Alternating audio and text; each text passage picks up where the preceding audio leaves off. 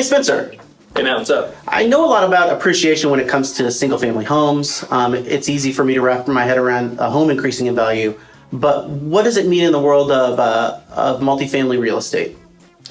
Yeah, so when we talk about appreciation in multifamily real estate, we're really breaking it down to two different categories, and that's organic appreciation and then forced appreciation. Organic appreciation is similar to the appreciation that takes place with a single-family home or really any type of any kind of asset class, any type of investment. That is, the other assets or the properties around you are also going up in value. It's taking advantage of market forces and just general inflation of the economy or of that asset class. So think about organic appreciation as something you don't do anything and it's completely outside of your control.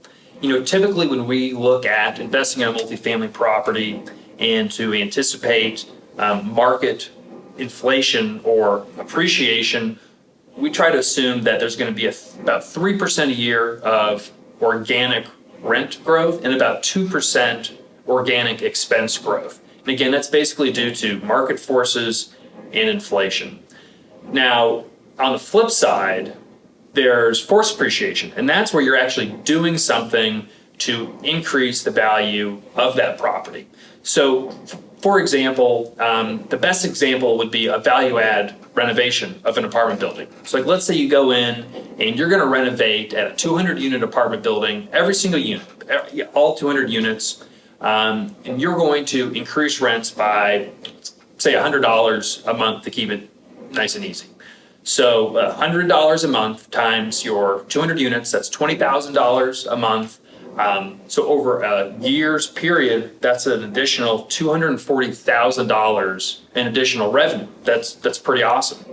But what's even more amazing than that $240,000 in additional revenue is that since commercial real estate is valued based on the cash flow of the income that asset produces, we can actually take a cap rate, put it under that increased net operating income, and that'll tell us the increased value or the amount of appreciation we're able to force. So again, let's take that $240,000. Now let's divide that by, let's say, a 6% cap rate. $240,000 divided by 0.06 is $4 million. So by increasing the rents by just $100 over 200 units, which $100 is a decent amount and $200 is many units, but by doing that, you've created $4 million of additional value to that asset, forcing the appreciation of $4 million. Now, conversely, on the organic appreciation side, you can see some nice value increases as well. One example would just be organic cap rate compression or expansion. Now, obviously, we want our values to increase, and they'll increase if NOI is flat, if the cap rate goes down. So, for example, if your apartment, you bought it at so let's say a 7% cap rate, but now it's trading for a 6% cap rate, your value is going to increase. Lower cap rate means more expensive property. So another example, let's say another 200 unit property, you have a net operating income of about $1 million. So if you take that 6% cap rate on that $1 million of NOI, you're going to come out of a value of about $16.6 million. But then if there is some cap rate compression in your market, so now let's say the same types of assets are trading around the 5.5 cap range. Your new valuation, that $1 million divided by 0.055 or 5.5% cap rate, your new valuation is going to be $18.1 million.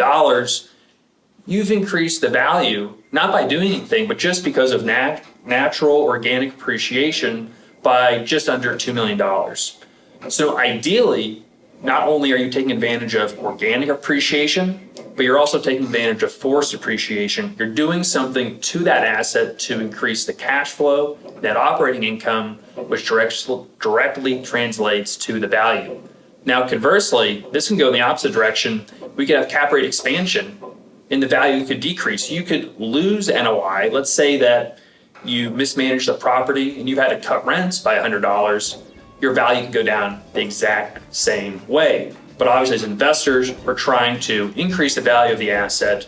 So we're trying to either take advantage of organic appreciation or forced appreciation by doing something.